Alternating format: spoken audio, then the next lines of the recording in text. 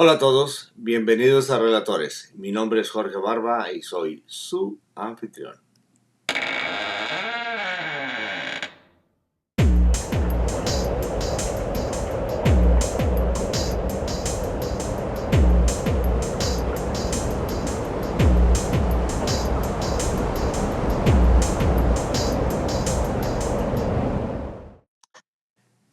Este sería el episodio número 69. Gracias a todos por estar en un episodio más. Hoy tengo algo muy interesante y un poco chusco, se puede decir. Bueno, yo lo veo así. He estado integrándome en distintos grupos y he estado analizando diferentes publicaciones de personas en varios temas. Pero uno de los que leí el día de hoy me llamó mucho la atención porque toca los nervios en muchos de los puntos y trabajos que hemos hecho a través del tiempo. Personas como Eric Reynoso y Daniel Méndez y su servidor. Y me gustaría mostrarles algo de ese estilo, ¿no? Bueno, yo hice este escrito basado en distintos comentarios que hemos hecho a través del tiempo, como especialmente con Daniel Méndez, sobre la real pragmática de los matrimonios entre las familias principales indígenas o españolas. Entonces, me llamó muchísimo la atención que en un grupo que apenas me integré hace un par de días, hay un señor que es muy activo, en el cual constantemente él está opinando, ¿no? Y hace unas buenas publicaciones. Y obviamente no estoy de acuerdo yo con él, pero su forma de decirlo lo dice muy parecida a la forma que tiene un señor también que es creo que es de Mezcala, que es esta pariente, se me fue el nombre, pero también es medio irónico, sarcástico, chusco y sí sabe, pero utiliza una forma, pues, que en mi opinión deja mucho que desear porque dice verdades a medias, utiliza términos modernos, exagera. Bueno, ¿qué les voy a decir? Vamos a leer lo que dice este señor Ramiro Arredondo Hernández. Bodas y funerales en el virreinato. Y vamos a ver qué dice. En el virreinato novohispano, casarse comprometía no solo a los padres, sino a tíos y tías que metiches buscaban pretendientes a sobrinos y sus horrorosas sobrinas.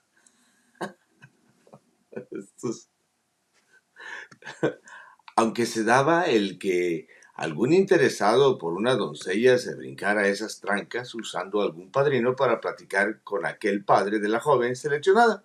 ¿Ya?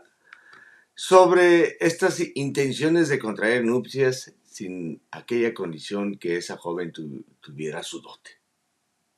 Sí, sí, especialmente ya en tiempos más modernos. Pero bueno, él dice que en el virreinato. Bueno, ignoremos ahorita lo demás. Vamos a después a ver, que solo caiga lo que él dice con lo que es o lo que se puede comprobar, ¿no? De ir bien, las pláticas se dan en saliditas dignas y amuebladas, en salitas dignas, no saliditas, perdón, salitas dignas y amuebladas donde se dan estiras y aflojan de la boda. En esta clase media y aristocracia no existía la clase media. Es una invención moderna. Bueno, pero bueno, esos negocios no se dejan a jóvenes al asumirse que por pendejos no podían elegir a sus cónyuges, por lo que las dotes de ambas partes son importantes para darle vialidad a las nupcias, donde siempre esa palabra final será la de aquellos interesados padres de ambos novios. En Nueva España y Nueva Galicia, las familias de razón se obligaban a mejorar la sangre evitando que el novio o novia se casasen con casta morena. ¡Qué resultado tan bueno!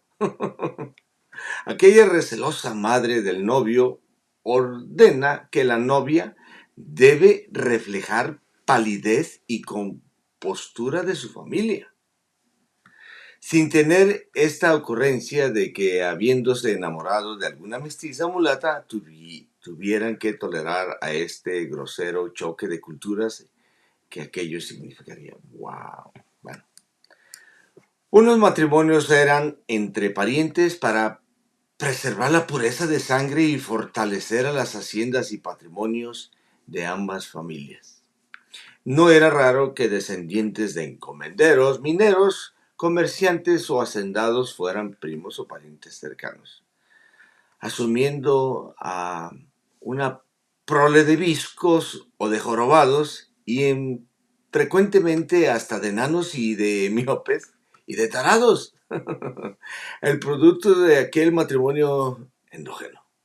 Ah, curioso, dicen que en México siguen mandando las familias que mandaban en la Nueva España.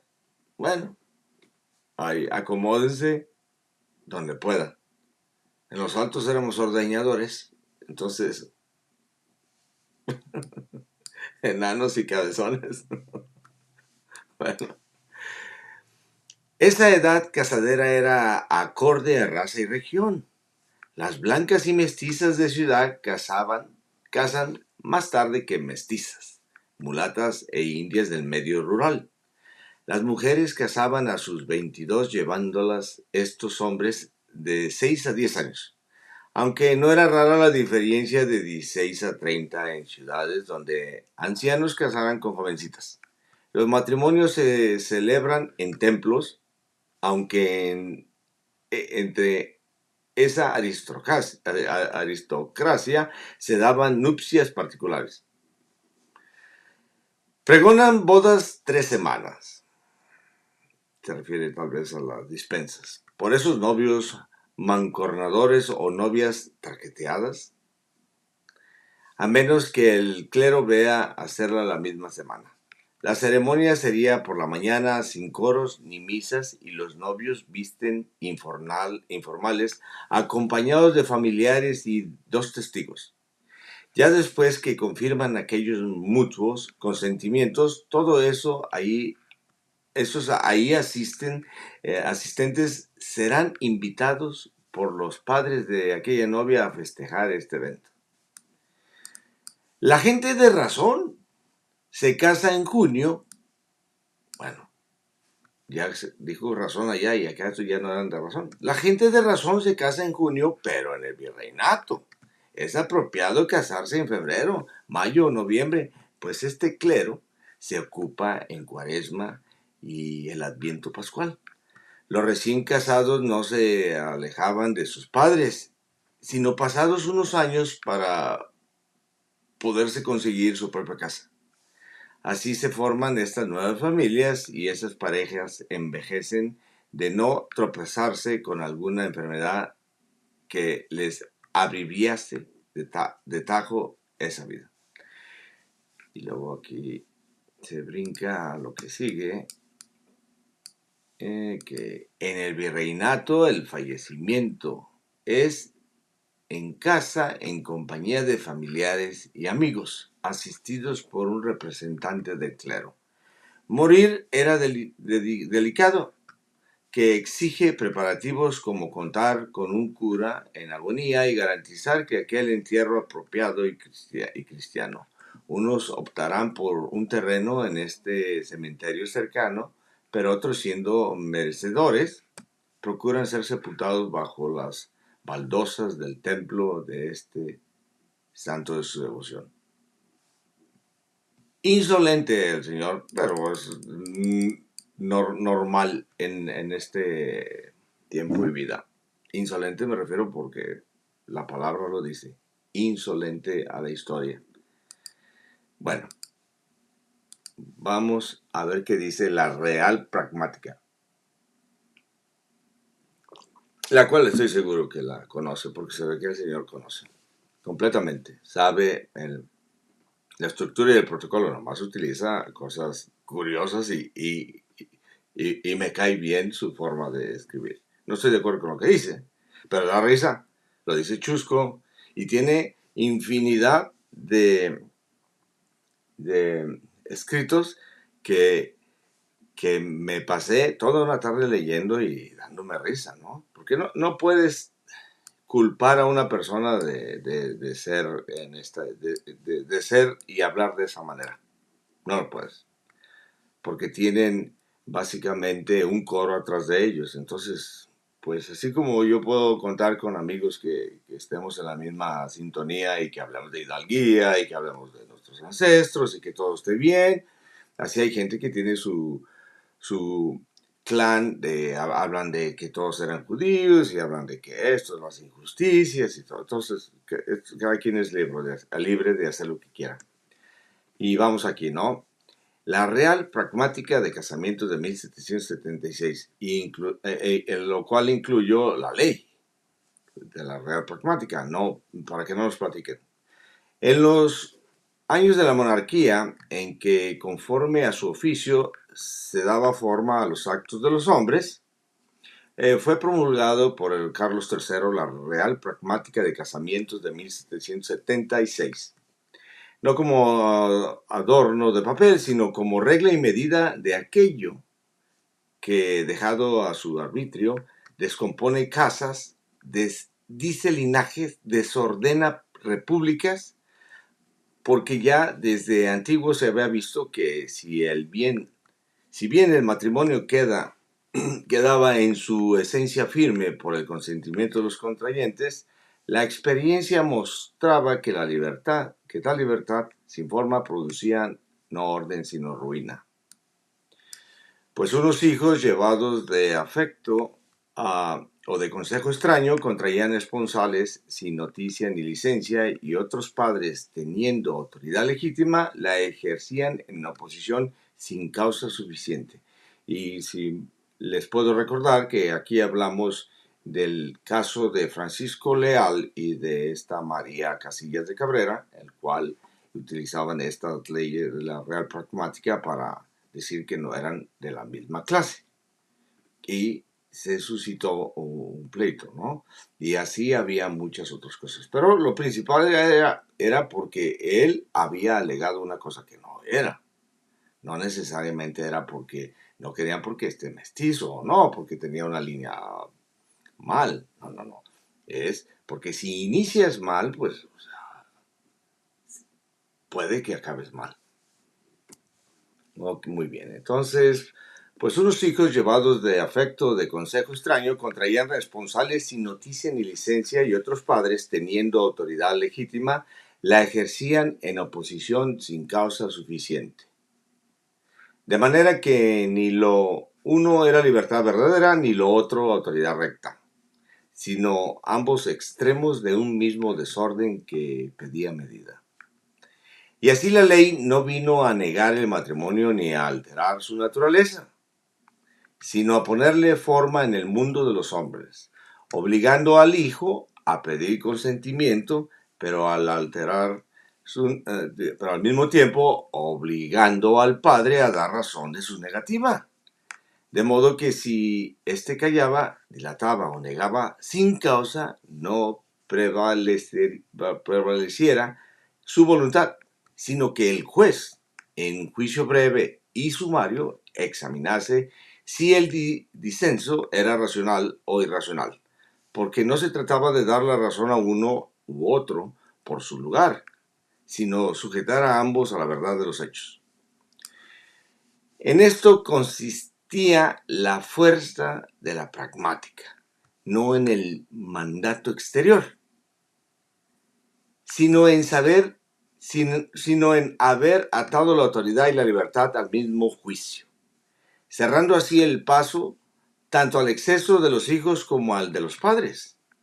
Y no menos importante fue que, entendiendo la materia por delicada, pues en ella se juzgaba la honra, la fama y el estado de las casas, mandó que los expedientes se guardasen en sigilo, en cajones cerrados y bajo llave, no por ocultar, sino para preservar lo que aún no estaba resuelto, y que los jueces no dilatasen, ni los escribanos omitiesen bajo pena, porque en tales negocios la tardanza es también forma de injusticia.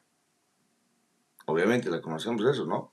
Y aquí una vez más, se jugaba en los matrimonios la honra de todo el linaje confirmado, la fama de todo el linaje y el estado de las casas.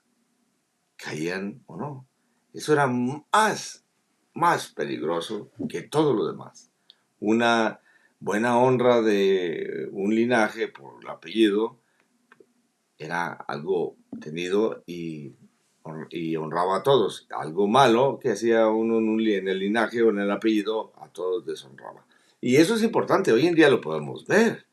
¿Cuántos no son primos de Sor Juana Inés de la Cruz? ¿O cuántos no han querido o no han ido a Jerez de la Frontera a reclamar el castillo de los Padillas de Ávila? Por Dios, o sea, sigue teniendo efecto. Entonces, cuando más en lo que se trata de matrimonio.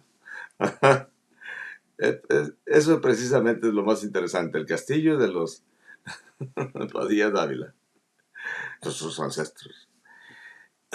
Y extendida esta ley a los dominios de Indias, no se aplicó sin distinción, sino con advertencia de distancias, calidades y circunstancias, facultando a las audiencias para suplir consentimientos cuando no pudiesen obtenerse, señalando jueces y términos y asegurando que, aunque en ausencia de padres, como lo vamos a ver, no faltase el orden, de manera que el sistema quedaba entero. El hijo pedía o recurría, el padre consentía o justificaba su negación. El juez examinaba, la audiencia confirmaba y solo entonces la iglesia procedía, porque también a ella se le mandaba no admitir responsales sin que constase el consentimiento o supresión conforme a derecho. Exigía a la iglesia, antes de todo, antes de correr a administraciones, la pragmática, la real pragmática. Y así se entiende que cuando la ley habla de desigualdades o de calidades de personas, no lo hace en el sentido ajeno de su tiempo, o sea, no como lo ven ahorita. Y yo creo que ahorita está peor, pero bueno, no, tenemos que ver el pasado con los ojos de hoy.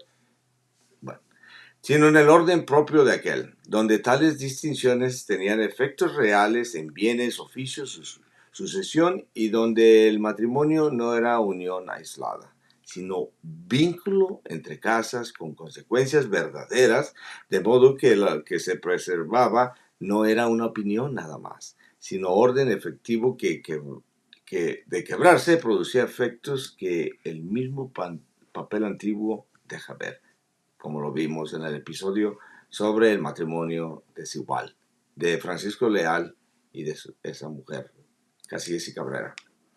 Y aquí está la ley, dada el 23 de marzo de 1776. Don Carlos, por la gracia de Dios, rey de Castilla, de León, tengo que leer eso porque es una chulada, de las dos Sicilias, de Jerusalén, de Navarra, de Granada, de Toledo, de Valencia, de Galicia, de Mallorca, de Sevilla, de Cerdeña, de Córdoba, de Córcega, de Murcia, de Jaén, de los Algarbes, de Algeciras, de Gibraltar, de las Islas Canarias, de las Indias Orientales y Occidentales, islas y tierra firme del mar Océano, archiduque de Austria, duque de Borgoña, de Brabante y de Milán, conde de Habsburgo, de Flandes, Tirol, Barcelona, señor de Vizcaya y de Molina, etcétera, etcétera. A todos los que la presente vieren y entendieren, sabed que habiéndome presentado repetidas veces los graves perjuicios que resultan en mis reinos y dominios de la demasiada libertad con que se contraen esponsales y matrimonios por los hijos de familia,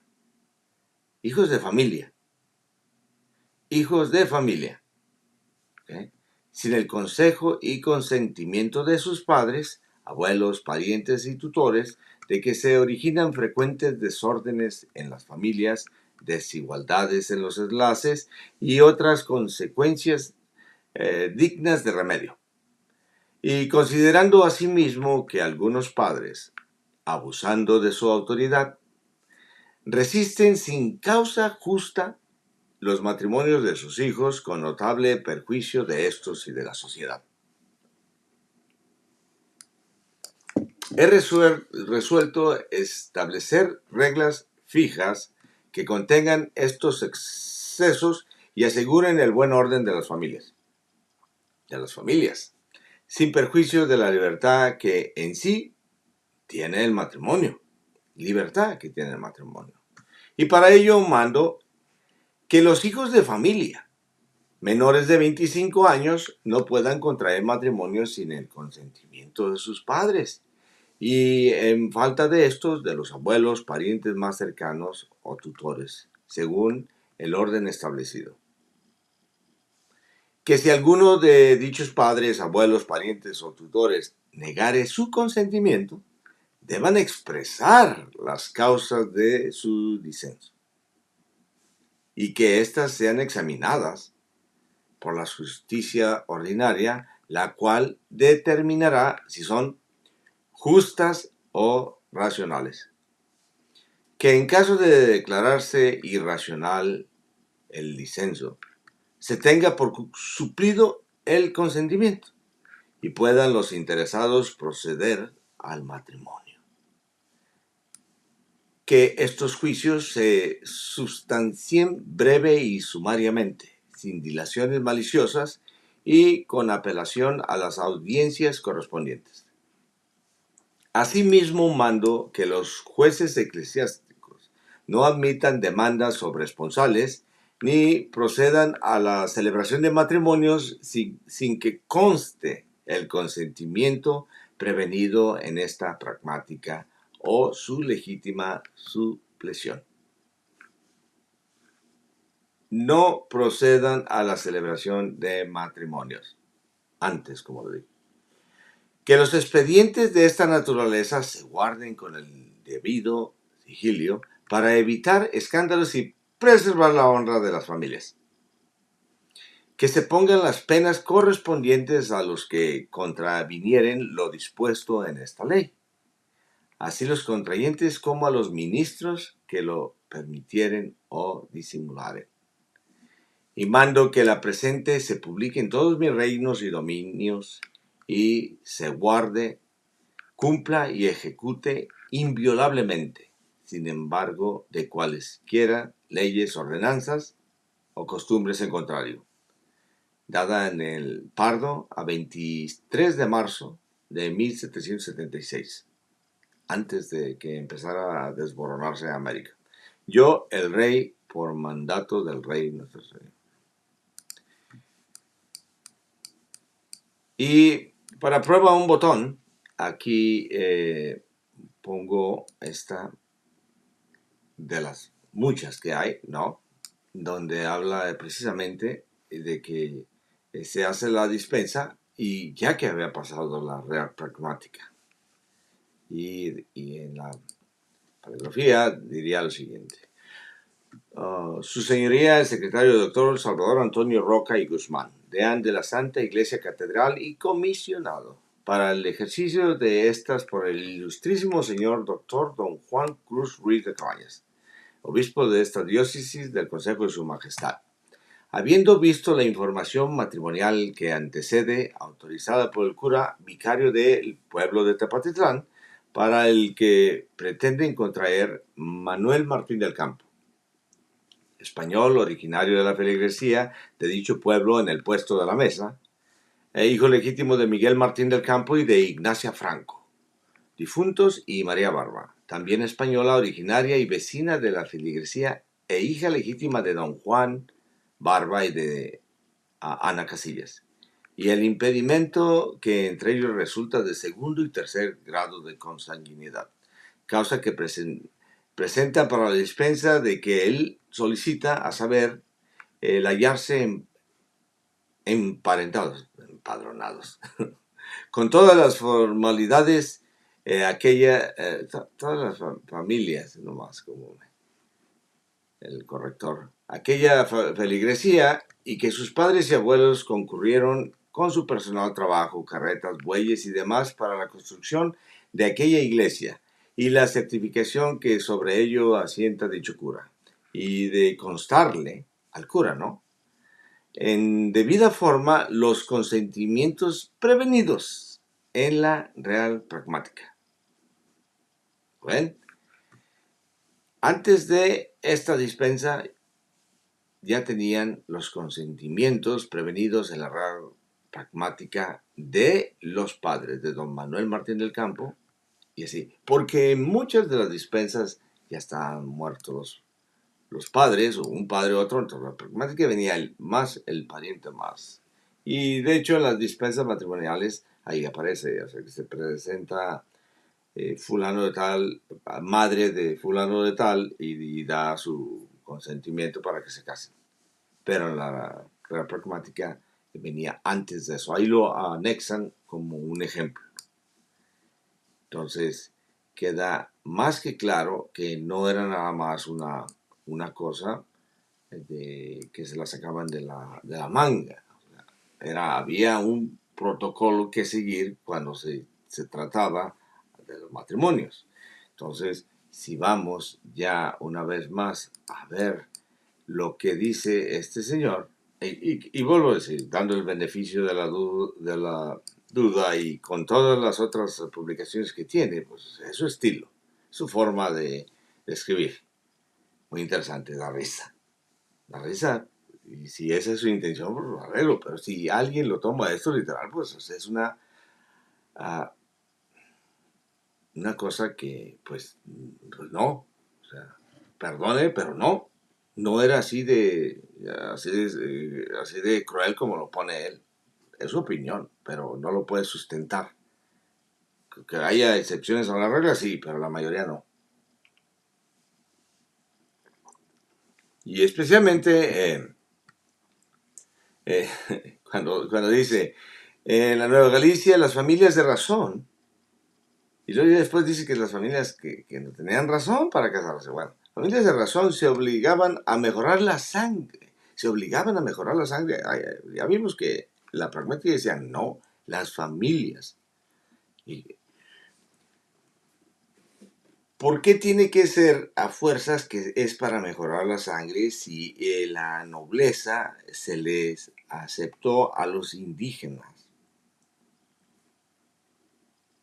Y ellos tenían su propia república y no había prohibición absoluta entre que se casara un mestizo y un español, o una india y un español. Vamos, un esclavo y una española. ¿Por qué? Si había consentimiento, pasaba. Eso es todo. Bueno, no quiero volver a repetir lo del otro episodio, pero sí estaría bueno, al que le interese, darle una pasadita. Eso es lo más interesante, esto de que no se casasen con una casta morena. Ay. Bueno, y tal vez, aquí con el beneficio, vuelvo a repetir, tal vez está hablando de una clase media que no existió, pero que eran los que querían arañar los títulos o así, ¿no? Lo hace muy, muy extremoso. Pero en fin, no lo conozco al señor, pero me gusta cómo escribe y las cosas que dice. Como esto, tíos y tías metiches. Y los sobrinos y sus horrorosas sobrinas. Mis respetos. Pero está mal el señor, completamente. Históricamente, ¿no? Pero me imagino que no lo está haciendo en ese sentido. Y si no, qué pena, señor, qué pena. Bueno, espero que se encuentren bien. Este es el fin del episodio número 69. Pasen buenas y hasta pronto.